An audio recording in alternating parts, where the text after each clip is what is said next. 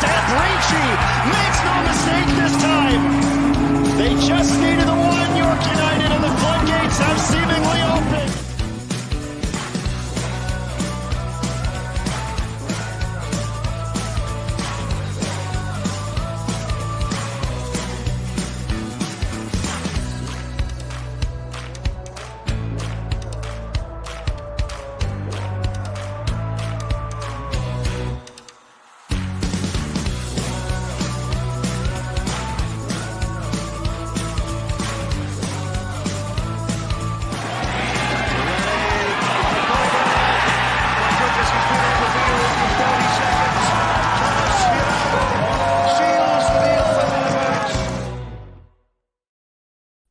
Hello, everybody. Welcome to another edition of the CPL Newsroom presented by Volkswagen. My name is Kristian Jack. For the next 45 minutes or so, we will recap a dramatic Week 20 in the Canadian Premier League, a week where only Pacific of the top six lost, and the league table gets even closer. Well, at least until the final game of the weekend, it got closer. And then Cavalry FC took another significant step towards their first ever major trophy by opening up a 4-point lead at the top after a narrow victory over the aforementioned Pacific. Let's take a look at the results from the weekend before we break it down with all our friends. As usual, York United started the game on Friday night down by 1-0 after Gabriel Batar's goal in the first half, but Mo Babuli from the spot and Austin Ricci's late winner secured all 3 points for Martin Nash's team. On Saturday, Halifax Wanderers 3, Valour 0, goals by Dan Nimick, João Morelli, and Thomas Geraldo. On Saturday night, it was scoreless in the nation's capital between Atlético Ottawa and Forge. And as mentioned, Sunday, a barn burner, top of the table clash in front of a packed house in Calgary saw Cavalry 1, Pacific 0, decided by a Maya Bevan penalty. That is where we start this week. Cavalry extend their lead at the top of the table, and we bring in our very own Charlie O'Connor-Clark, who watched this one. Charlie, great to see you again. It was tense. It was tight. In the end, it was Tommy's team that got the 3 points and went right for them. Overall, what did you like about this one? Another kind of playoff atmosphere game as we get closer to the postseason. Yeah, definitely a playoff atmosphere and playoff stakes. This was an interesting game. It felt like it had kind of phases to it. It started kind of open in the first 5 minutes with the both teams maybe hoping to steal one really early and set the tone for that game. And then after that, they kind of settled down. Both teams went into their game plan. Obviously, Cavalry expecting to possess the ball in this game, trying to pick a way through, while Pacific just pressed them. They tried to get at them, front foot defending, as James Merriman talked about before the game, and I thought they did quite a good job in those early stages. There really weren't a lot of high quality chances in the opening stages, but then the game changes massively in this moment on screen here at the moment where Cavalry win a penalty. Maël Henry goes down in the box.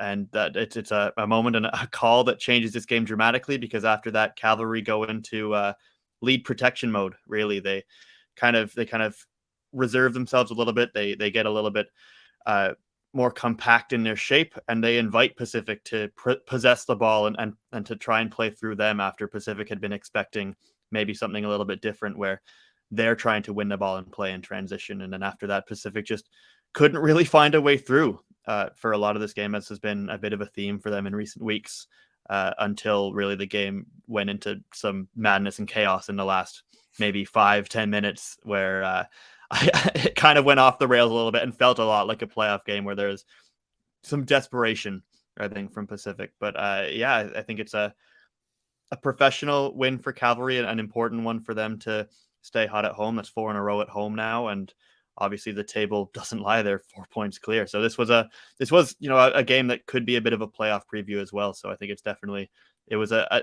fascinating kind of tactical chess match for both coaches. Yeah, lots to get into here. Let's talk about the positives. First of all, I certainly want to.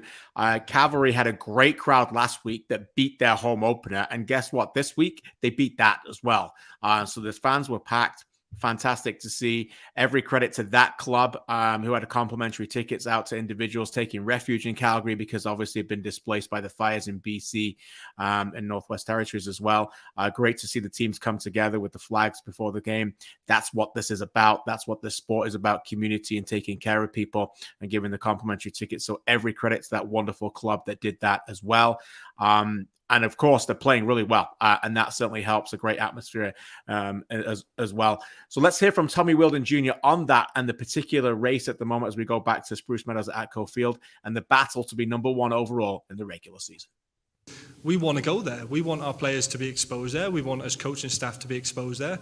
This is a phenomenal league, and you're looking at the points and the parity in it. It's going to be hard to win the regular season because you've got to go to all corners of the country and pick up points. And for me, the regular season champion this year means more than ever because you get the number one spot in playoffs, so you get a better run-in, and you also get a guaranteed berth to CONCACAF. So if everyone isn't playing for the regular season title, I think they're, I'm not sure what their reason is. Interesting stuff. Progress definitely happening there. It's always been about just getting the top four in the past.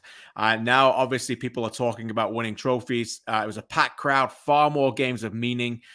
Charlie, 2 trophies in a new format.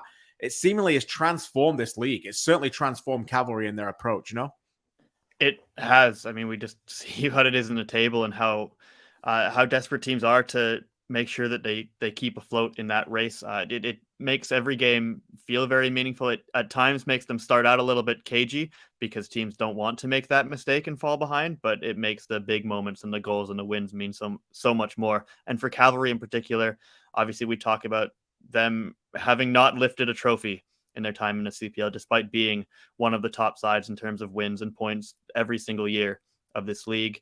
We should say that Tommy did mention just before that quote yesterday that they've had a bit of a chip on their shoulder since 2019 because they were the top team in both the spring and the fall. They felt that they should have had the CONCACAF League spot actually that year. So since then, they've been pretty desperate to get into a CONCACAF play. I feel like they'd be a really fun team to watch in continental play as well with the aggression they play with. So there is a lot on the line for them, and they're certainly the ball's in their court at this point because they are, I think, when you're 4 points clear this late, they would have to be the favorites to lift that regular season title. And then they're also very keen on making sure that the road to the playoff championship goes through Calgary because that's a place that they've been very strong this year.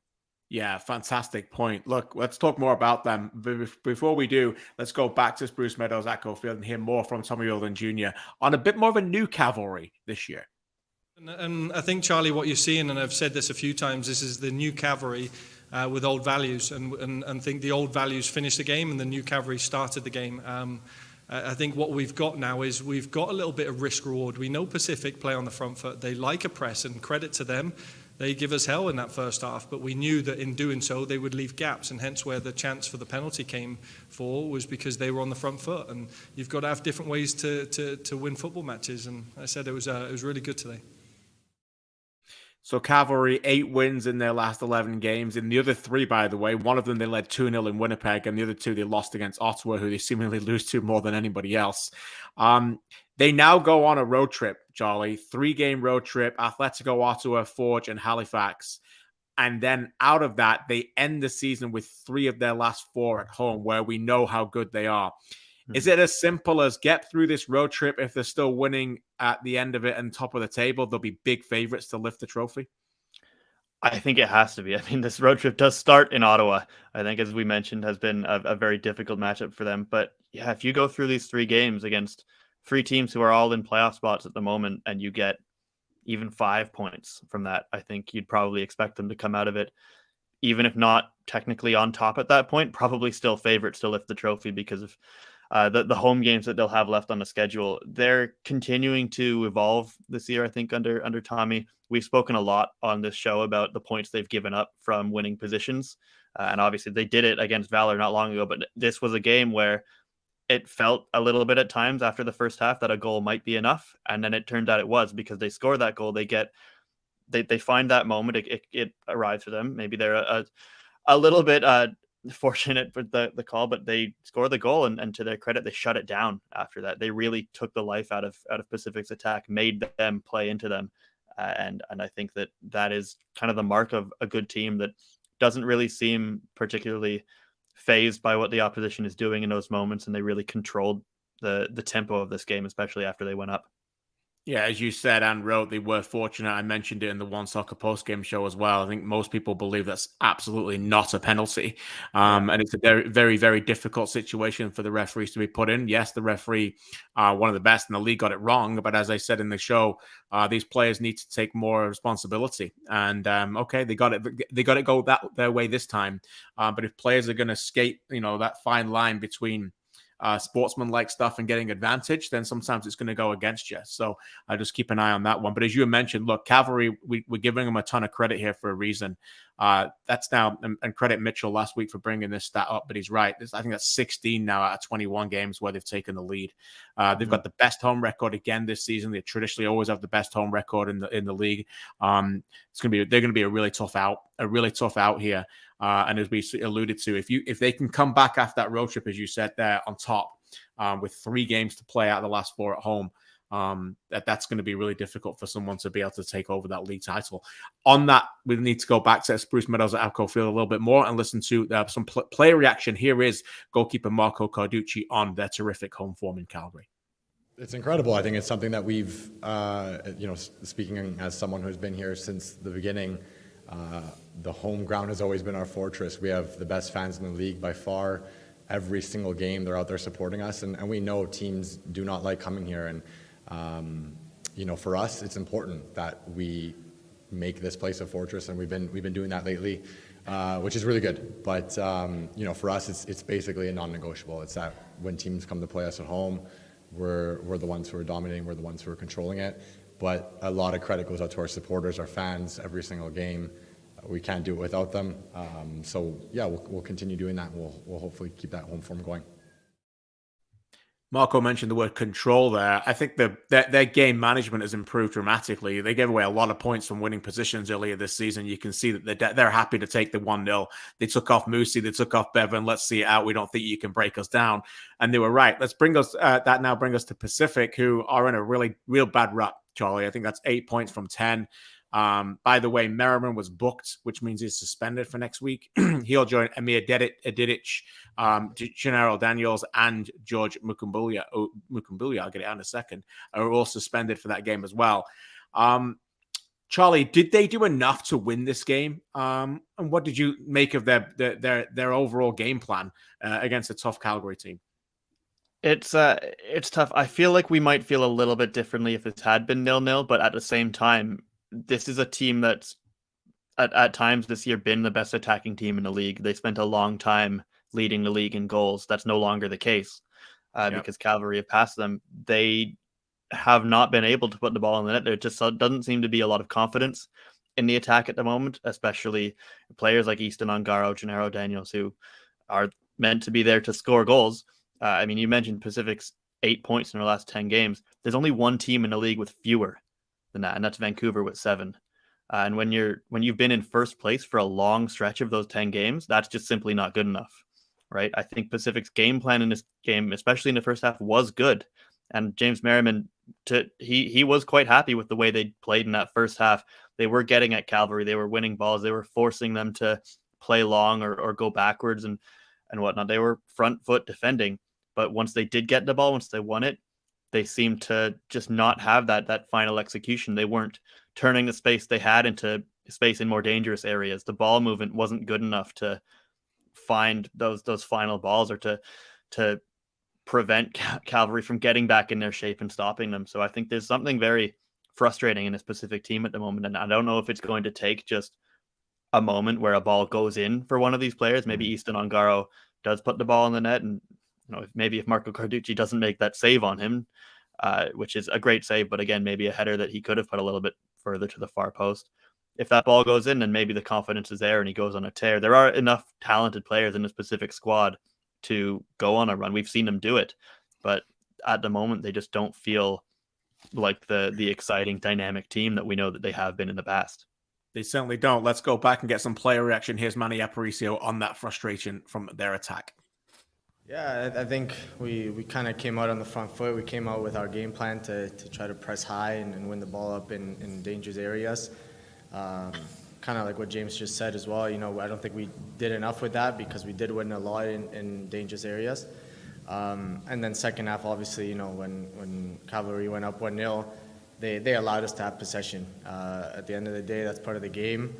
They kind of buckled in and played well defensively. So I think it's also a part of that. You know, we didn't really have to press as much because they were content with the 1-0. And again, you know, it was on us to kind of try to break that down and try to create chances, and we weren't able to. 2 months ago, Pacific ended June on a 9-game unbeaten run and had 25 points. 2 months later, they've won 2 games out of 9 and only got 7 points from that run. It's been a dramatic turnaround. Here's some of their, on a negative style, on a negative way. Here's some more reaction from their head coach. Here's James Merriman. We did in the first half. I don't think they were able to find a rhythm. We created problems in the build-up. We could have taken better care of the ball in transition when we won the ball. We gave it away a little bit cheaply, which is difficult when we're running that much without it and pressing that aggressively. So we could be better there. But for sure we were there on the front foot together to put pressure on them, to not allow them to find rhythm. We just needed to be better with the ball ourselves to get something out of it in the first half. And then I think after the goal, the game was still there for us. We need to be together. We need to believe and be calm and continue to push and play and find a way to tie this game or get something out of this game. It's difficult to walk away with no points. Pacific return home for 2 games at home now against Valour and Halifax. As for Cavalry, they go to their nemesis, hoping to turn it around in Ottawa on Saturday night against Atlético Ottawa. That should be a big one. All right, Charlie, time for end the show the way we've been ending it recently. Time for our segment where we end with each correspondent randomly getting a postseason award, where you have to bring up a strong contender for it. Am I getting the award? Am I winning it? I did. Is that what I said? I don't know. I mean, I'll accept. We can give you plenty of awards if you like. Remind us who you had last week. What was your award and who was your nominee? Oh, what did I have last week? I think I had goalkeeper because I picked Tristan Henry. That's right. There you go. Okay, there you go. I'm going to press the random word generator right now, and you get Player of the Year. Oh man! So let's hear a nominee for Player of the Year from Charlie O'Connor-Clark on the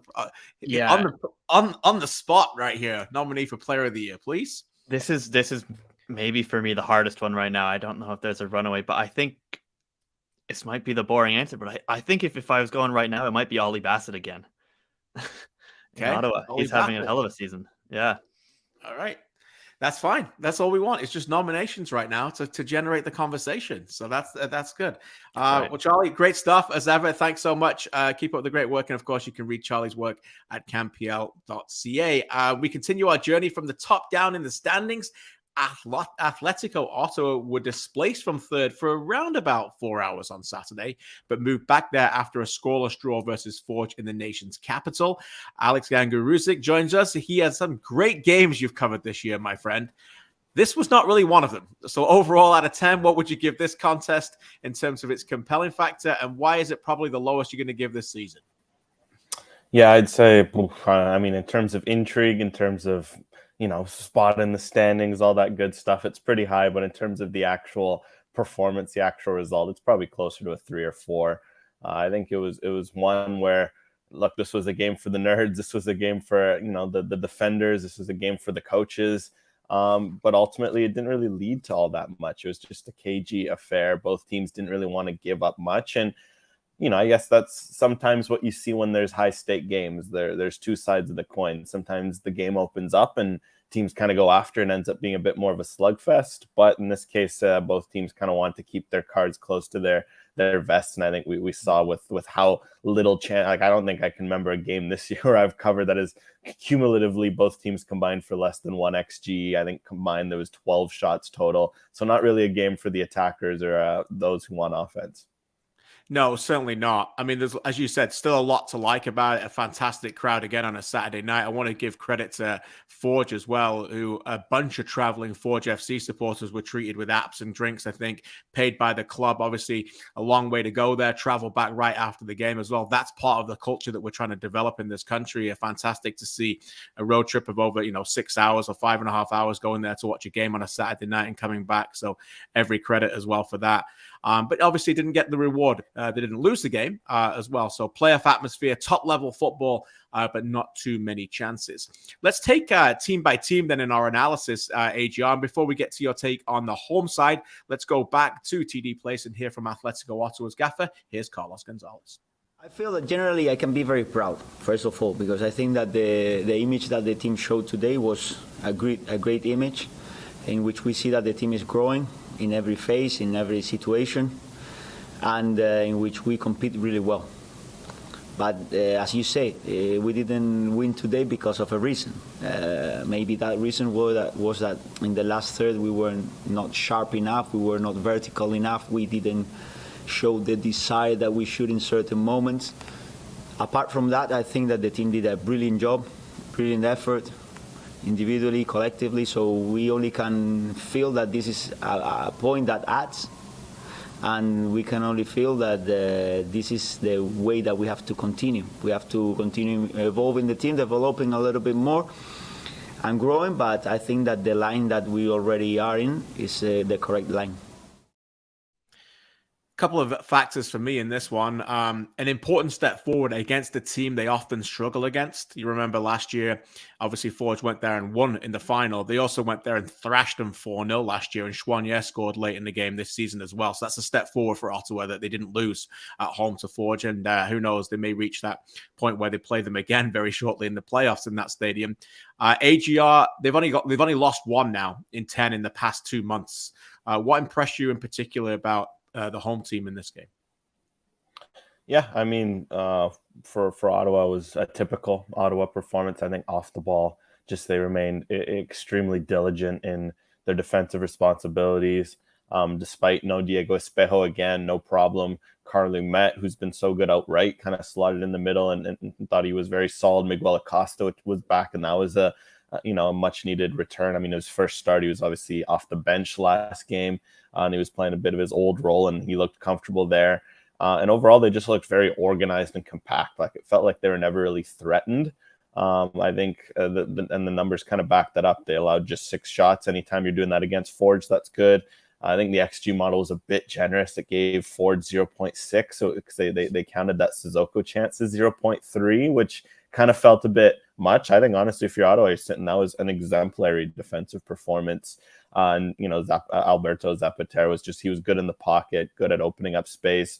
They actually, they breathed a bit more in possession as well. Sometimes against Force, maybe they give up too much of the ball and you end up succumbing to the pressure. So overall, they kind of did most of what you want to do on the defensive / possession side of the ball. It just really the only area of struggle is they never really got Ollie Bassett going between the lines. They never got John Aniel Essie running at defenders. And that's where they've been so dangerous this year. And that's where that was really the only area they lacked. And I think that's pretty much what Carlos said after the game. He's like, look, this is, and that's a playoff performance, right? That's what Carlos said. He's like, they defended, they had the desire, they had everything. They're never really going to concede, but you just didn't do enough to go out and score. And hey, maybe in a playoffs, you go to penalties and you get a win that way. But in the regular season, you share a point. You did. You're right. And as you mentioned, they didn't concede again. I think that's their 8th clean sheet this season. And part of that reason, again, has been their excellent standout goalkeeper, Nathan Ingham. Here's what he had to say after this one. Yeah, the whole group, tactically, they have everything figured out. As one of the things I said in the room before the game was just, we're at a point in the season where we know each other quite well. We know our tactics perfectly. We understand everything. There's no excuses to concede chances, concede goals, lose games. It's all about our effort and our focus at this point. And we just stayed tuned in the whole game, which was great. And there's chances to concede, like we did last week from a good shot from distance. But we probably deserved the clean sheet tonight, whereas last week I don't think we did. We conceded too many chances, and I think that came down to focus and effort, really. The effort's always there, but yeah, it's easy to turn off when you're late in the season and you're getting tired. Interesting take. What a Forge now. They end August on a 4-game winless run. By the way, that's their second 4-game winless run already. Let's get some reaction from them. Here's their head coach, Bobby Sminiotis. It just seems, we're at a point in the season, and if you look at the table, we know exactly what's at stake for both teams. These are games that you must win and you cannot lose.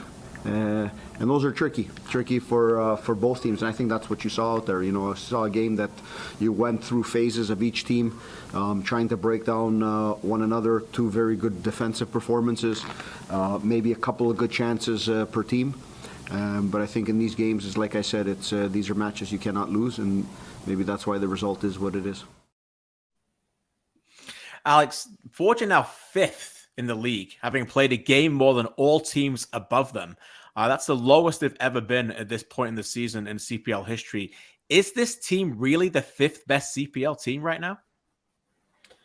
I think on the basis of performances, I mean, it feels like it's about fitting, because I think on terms of talent, I mean, there's a reason why we sat here, a couple months ago, and most of us had them in the top 3. I don't think lower than the top 3. Most were 1 or 2, but I think it's fair, because there's just been a lot of games where they haven't really gotten maybe Forge in the past would have ground one out, or defensively they haven't been as good. And I think it's a fair reflection in the sense that they haven't been bad. They had their great start at the beginning, but ever since then, it's just kind of been too inconsistent. It's been too chop and turn. Injuries have played a big part. I think we've really realized how important David Chouanier has been over the years, just given how much he's missed. So I'd say, yeah, I think this is kind of a fair spot for Forge in the sense that they're very much in the title race. They could go on a streak at the end of the year and win it all. But I think, the only team they really have to blame for them sitting in 5th is themselves. And that's kind of how I felt every time I watched them. They're not really, they're beating themselves in a lot of game. And I think reasons for that's defensively.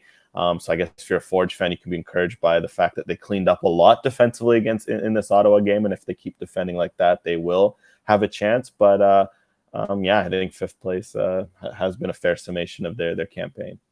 Interesting. As you mentioned, there's so many people just still waiting for them to bust out and show the real version of themselves. But as we get down to it, they're running out of time. Look, down the stretch, we're going to find out, right? And that was certainly on the mind of defender Dominic Samuel after this one. These battles with Ottawa, like they're always going to be like this. Heading towards like the last stretch of games, they're all going to be playoff games, especially with the points being so close. Everybody's looking to pick up maximum points, and like I said, every game is going to look like a playoff game. It's going to look like one for sure. Everybody wants to be at the top. Everybody wants that first spot, just to get that bye in the playoffs. So interesting stuff. All right, we'll finish with you, AGR, the way we finish with everyone. Time for our random list of awards, and see who you get here, and you can bring up a strong contender for it. Oh, you got Player of the Year as well. So we just heard from Charlie with Ollie Bassett. Are you got a nominee right now you want to throw out there for a Player of the Year? Yeah, absolutely. I mean, it feels like, especially after the weekend you had, got to keep pushing Dan Nimick into that conversation, I think, for Halifax, because, look, first and foremost, defenders never get enough love for these sorts of awards. It's always who can score the goals, who can get a little more flash, right? So I think the fact that Dan Nimick has just been an absolute rock on this Halifax team, has played every minute. He's scoring too, if you like that. 4 goals now on the season after this weekend, 2 assists as well. Not bad from a center back, but he's just completely been a rock defensively. And Halifax is climbing, right? After not winning in their first 8 games, they've been on a tear ever since. They're now sitting 4th, 3rd, tied for 2nd. Sorry, that's how the table is. So yeah, look, Dan Nimick, if you're looking at what has made this Halifax team tick, for me, it's been Dan Nimick, and I'd love to see a defender like him get some recognition with a potential nomination. Wow, I love it. What a great shout that is. And that's also called a segue. So AGR, thanks so much for this. Appreciate you as ever. Keep up the great work at CanPL.ca and, of course, on OneSoccer. In fact, before we head to Halifax, a reminder, you can play CPL Predictor Weekly, brought to you by our friends at Tony Bet. Big fans of all things Canadian soccer. CanPL.ca/predictor, where you choose the correct scores and you can win lots of money, tickets to games. It's all there on the site. Let's head now to Dan Nimick's Halifax in Nova Scotia, where it was wet, windy, and wild, but another W in the win column was all that mattered as they took care of Valour by 3-0. Benedict Rhodes watched this one for us. Benny, great to see you. What went right, and what did you like about this one overall, and when it came to evaluating the compelling factor for this game? Yeah, like you said, it was definitely a wet one. That had a factor in this game for sure. Even if Phil DeSantos said it didn't, the ball wasn't maybe rolling as it normally would, and I think that was interesting to see how the teams adjusted to that. But at the end of the day, for this game, went in halftime scoreless, but came out with Halifax with 3 goals, 3 points, temporarily up to third place. It is a huge weekend for them. Credit to the fans there as well for sticking out in the heavy rain.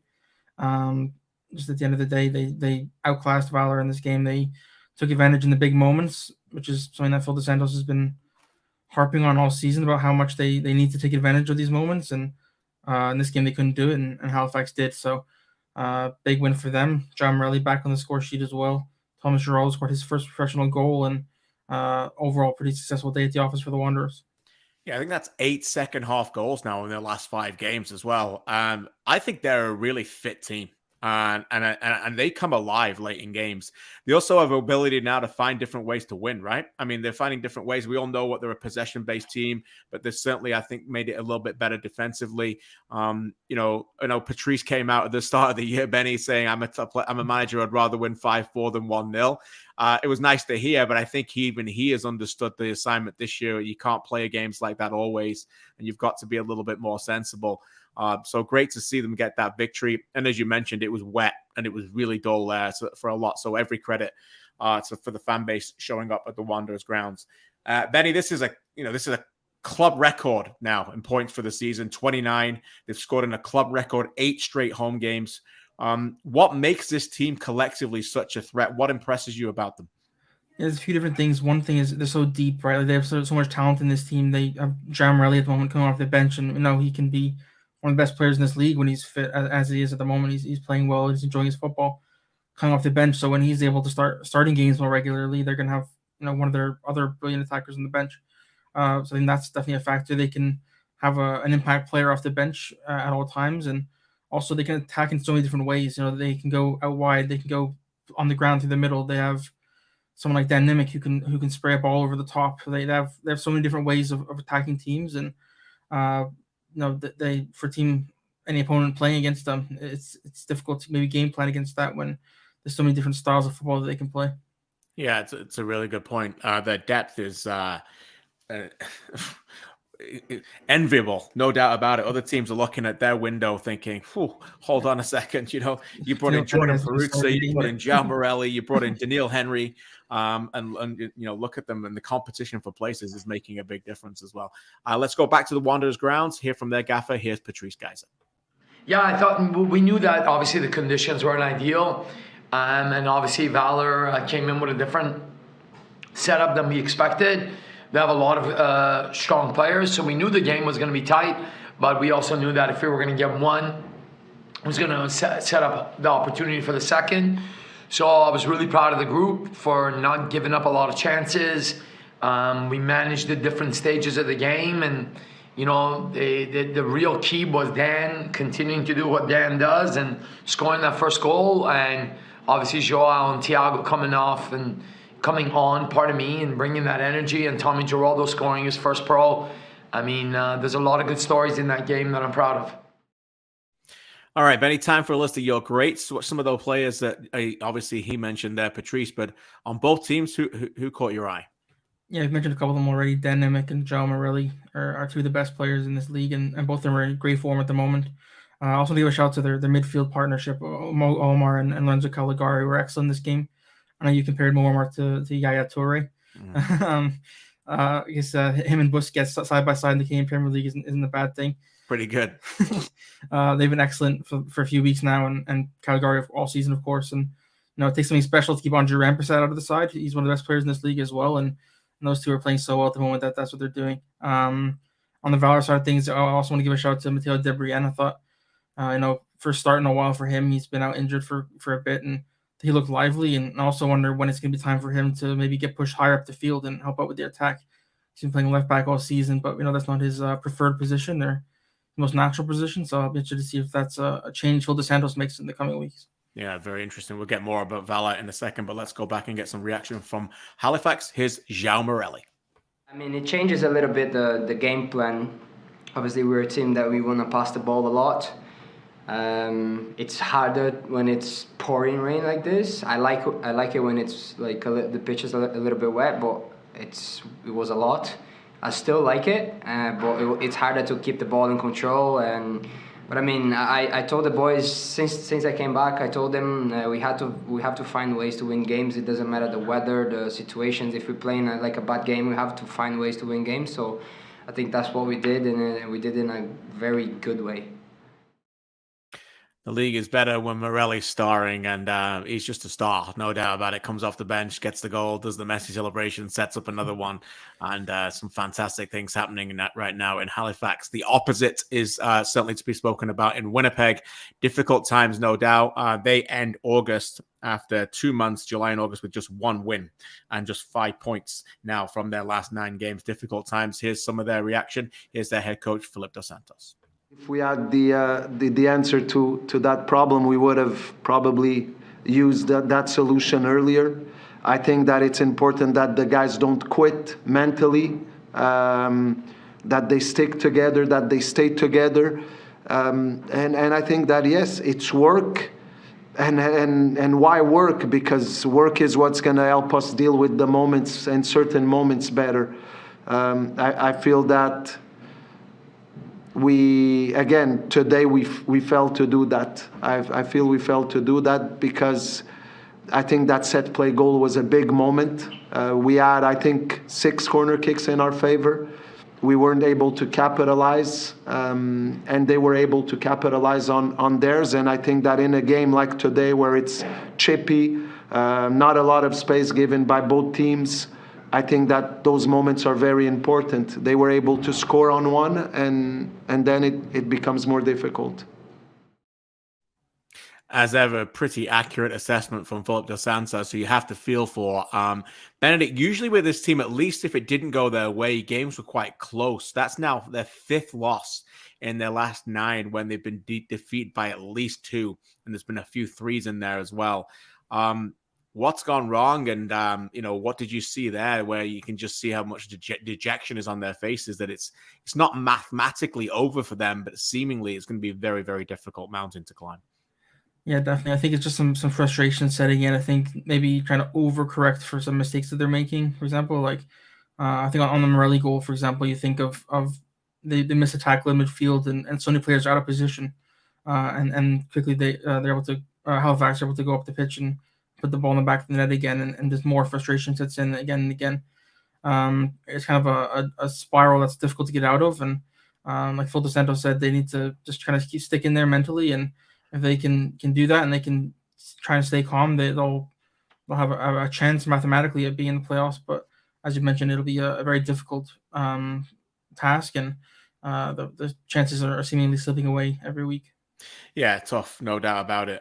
Tough mountain to climb for them, and they go to Pacific this weekend as well. So we'll keep an eye on that, and what is absolutely a must-win game for them. All right, we'll end with you, Benny, as our usual.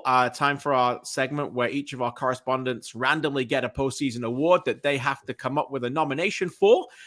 Here we go. I'm going to press my generator, and Benedict gets goalkeeper. Goalkeeper of the year. I believe we've had a nomination already from AGR last week for Tristan Henry. So anybody else other than Tristan that you want to throw out there? Yeah, I think Tristan has to be the front runner, but I'll go for All-State Nate Ingham. I think he's been consistent all season. He's been a flair for the dramatic. He's able to make some huge saves that some goalkeepers just aren't able to get to, and sometimes he's keeping his team in games or keeping his team in the lead when they are leading in games. So I think he's been fantastic all year for a few years now, and I think he's probably due for one. All-State Nate. I love the nickname. And again, it's that time where we're rewarding the All-State Goalkeeper of the Month as well. So Nate Ingham, I'm sure, will be up for that after a fantastic August as well.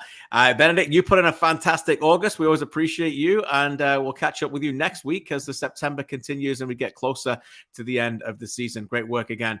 Thanks for your time on this one. The final stop of the show takes us to York United, where the Nine Stripes welcomed Vancouver on Friday night, knowing that they really needed 3 points to keep pace in the playoff race. Mitchell Tierney was there for us. Great to see you, Mitch. So much to like about this one. Vancouver played their part, as they often do, but in the end, York narrowly edged it. What number out of 10 would you give this one for a compelling factor, and why? What did you like about it?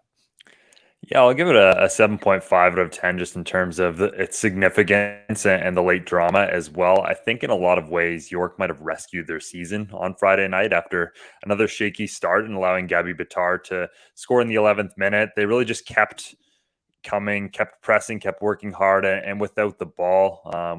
And, they get their reward in the form of a controversial penalty late on, and then substitute Austin Ricci comes in. He plays hero. For a York team that hadn't won in 4 matches, hadn't won at home in well over 2 months. And, this is just a notable result for them and a performance that I think showed the heart of this group in coming back in that way. Yeah, it was a big moment. You alluded to it. They've given away points a lot lately. It was time for them to rescue it back, right? I mean, you're ticking towards the 80th minute. Vancouver actually playing well at that point as well. They've made some changes to their system and shape as well, and some personnel. It was there for the taking. And if Vancouver had got something from this game, I think York would have looked at that league table with dejection. But as you alluded to, I like that. Almost rescued their season and fell to Austin Ricci. And when he hits them, man, does he hit them hard. And, one of the best goalkeepers in the league, Callum Irving, could not stop that. That was a great strike, Mitch. Yeah, it absolutely was. And, shades of him against the Vancouver Whitecaps, a different side earlier in the season in the Canadian Championship. It's nice to see Ricci healthy and kicking again for this York team. And he's been an important player for them. He showed up in a lot of moments like this and won them matches. So, really good to see him healthy and firing again. Yeah, we'll hear from him shortly. Mitch, once again, we see another CPL game where a team was unable to really hold on and keep that win. That's been just a season of consistent changes all the time. This time it was York United that came back, and this time they've been on the wrong end of that sometimes. This was really a game where they needed to show that resilience and quality and just find a way to win, no? Yeah, absolutely. I mean, more than the fact that it would have been 6 points out of the playoff picture with 6 remaining. If they can't beat the team at the bottom of the table at home with this many games remaining, then how do you expect them to go next week and get a result in Halifax or host Pacific and Cavalry later this month at home and get the results they need to get back above that line? So for as much as we talk about tactics and game plans, the work rate of this team and not dropping their heads. I mean, in matches like this where you've got 22 shots, you're dominating possession. There's a temptation to, in those moments, where you get into the final third and it doesn't go your way, to just throw your hands up and be like, oh, this isn't our day. But I really like the fight on second balls. They won the ball 10 times in the final third. And it was a lot of those, called the more luxury players, Babuli, Santos, those guys that are usually about the trickery, who are winning the ball back for them. I highlighted Santos in my analysis because, he just kept going forward. It kept not working for him, but he has 16 touches in the box, 13 dribble attempts. He kept going at the defenders. Wasn't a penalty, but he gets rewarded for continuously working like that. And that's their breakthrough moment. And, Ricci comes off the bench, wins it for them. I think just seeing that resilience from them, both externally and internally, it should give them the confidence to believe that they are still in this playoff fight. Yeah, crucial win after obviously a 4-game winless run for York United. Let's go back and hear from their head coach. Here's Martin Nash. I think, because it was only his second game with us, I wanted to play a more senior back four in front of him.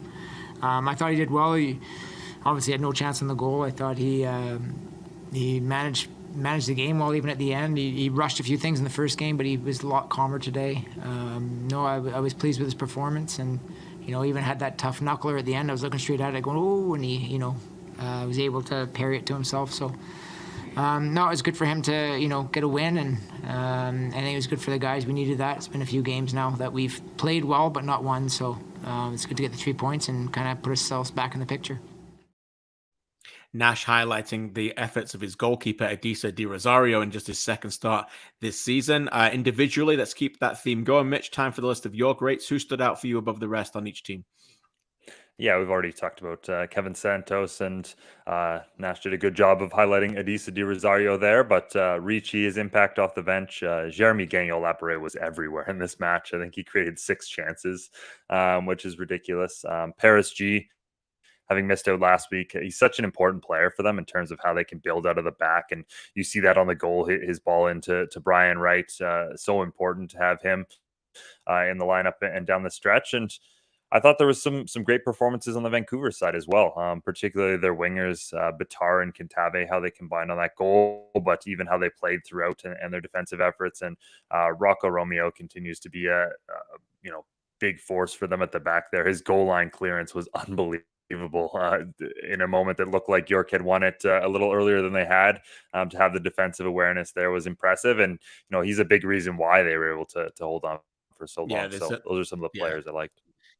Yeah, a lot of good players on this game. A really competitive game, and great to see. Went 6th versus 8th. Felt like just as good as watching 1 versus 2 or 3 versus 4 this weekend. That's really what I noticed. The overall quality on the pitch, I thought was terrific. Let's talk Vancouver FC shortly, but before that, let's go back to York Lions Stadium. And Charlie O'Connor-Clark, our very own Charlie, caught up with the goal-scoring hero after the match. Here's Austin Ricci. Joined here at York Lions Stadium by Austin Ricci. Post-game reaction brought to you by Allstate. Austin, you guys are down at halftime. It's level when you come into the game. 2-1, you win. Tell me how good it feels to get those 3 points. It's good coming into the game. I mean, you always want to play and get on the field and get minutes, but what are you going to do? Whatever minutes you got to come on and try to make an impact, so that's what I tried to do. You guys knew that coming into this game, this is 3 points you really needed, playing it at home against a team that's at the bottom of the table. How important was it to get these 3 points, and what was kind of the mentality to fight your way back into this game? To me, it's simple. It might not sound the best, but when you play teams like this at the bottom of the table, they're must-win games, especially when you're in a playoff race and you're out of it. I think this was our season on the line if we didn't pick up 3 points here, so there was no other result that we could get. You mentioned it a little bit already, but when you come into this game with the score 1-1, what was the direction from Nashi and the staff for you to come in, and what is the feeling when you score a goal like that? Direction is pretty much go on and score, make a difference, and try to make an imprint on the game, and it feels good. Hopefully this leads to more coming up. Yeah, like as we said, this is a result you guys needed. You're right back in that race. I think you're level now before Ottawa and Halifax have played, but you're right in there. How much excitement is there for this race to be, right in there in that group? Yeah, I mean, I spoke a few weeks ago. It's pretty much you win a game, you jump a few spots, you lose a game, you drop a few spots. So it's super tight. We only got 6 games left, so every point's crucial, and hopefully this is the start to many more. And just lastly, as you said, back in the win column. Don't have that many games left, but you do have quite a few of them at home. How much does this win here maybe give you something to build on next week and the week after? Yeah, it's good. We haven't been great at home. We've been better away this year.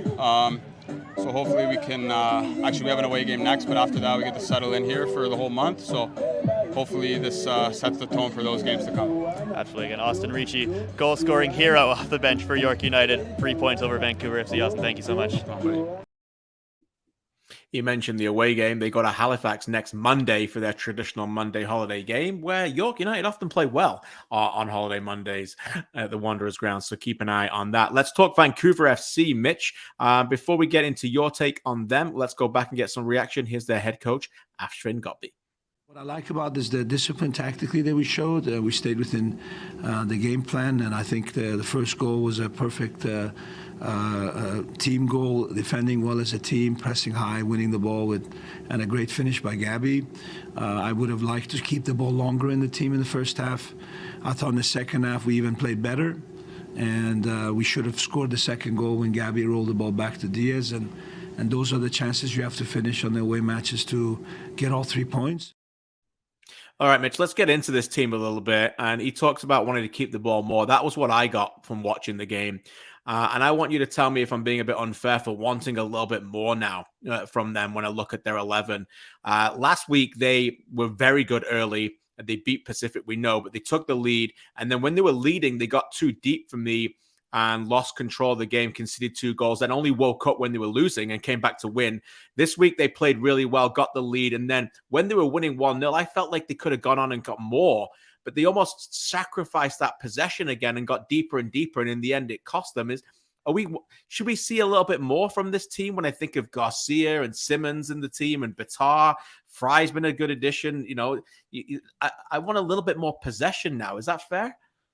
I think so, especially because when we see them in possession, I mean, there's really good things that they can do. The goal against Pacific last week, an obvious example, and there were some moments in this game as well, especially in the second half where they were able to get on the ball and move it really nicely among their players. But when you get so deep like that, it is very hard to hold possession, because one of the things they did pretty well was anytime a York player had the ball, especially at the top of the box, he's surrounded, he's swarmed, he's not getting through, and they did a great job of that.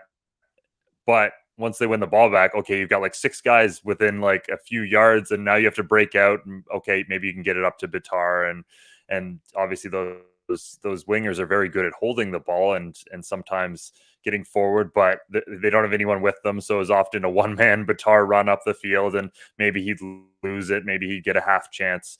But that was too often where things broke down for them. So I think, yes, I think there are, as kind of they finish up this season, and now I think it's pretty clear, the playoffs have sailed beyond them, but they're still going to play in some important matches and some high pressure situations. And with the amount of veterans they have in this team now, you'd like to see a little bit more, because the longer, you sit back like that, wrong decisions or mistakes from both officials or your players, they're going to happen. And, it's going to be the difference between winning matches and losing them like this. Yeah, look, that depth needs to get strengthened, and every credit that they've done that this season, and they didn't sacrifice it. They moved on, and they moved on some players, and they felt the need to adjust. I think when they've got their best 11, I think it's very, very good, very competitive in this league, and hopefully that depth can help them going forward. There's still a lot to be excited about around this team. Let's go back and get some player reaction. Here's defender Rocco Romeo. Well, it's like we stuck to the game plan, us as players. Leading up to the week, we knew how York was going to play and like what the key players they like to exploit. So we just try to take away that from them. And being playing here last time, they like to build out, and sometimes they make mistakes on the build out. So like today again, we capitalized on that. A couple of decisions weren't in our favor, and sometimes it can get a bit frustrating because it happens week after week. But regardless of that, we had a lot of chances to really put the game away, and sometimes like you said, being on the road and being away, you have to finish these chances to put the game away. But I'm very proud of the boys. We didn't stop for 90 minutes. But it's just these things happen sometimes. It's football, so you have to bounce back and reset now. Vancouver get to reset against Forge this Sunday at home. Get out there, get your tickets, and watch that game. They always play Forge really closely so far this season, where they've got 1 draw, 1 win, and 1 narrow loss. All right, in the home stretch, time for our new segment with each of our correspondents that we debuted last week. Each correspondent gets a postseason award nomination where they have to come up with a contender for it. Let's hit my random word generator for this one. And Mitchell, we get under 21 award winner. Actually, you actually wrote about this last week a little bit. That's true. This has worked out well for you, but this is tough. There's a lot of really strong contenders. I think thinking about this myself, I got like 8 or 9 names. So pick one. Who do you like at the moment as a potential?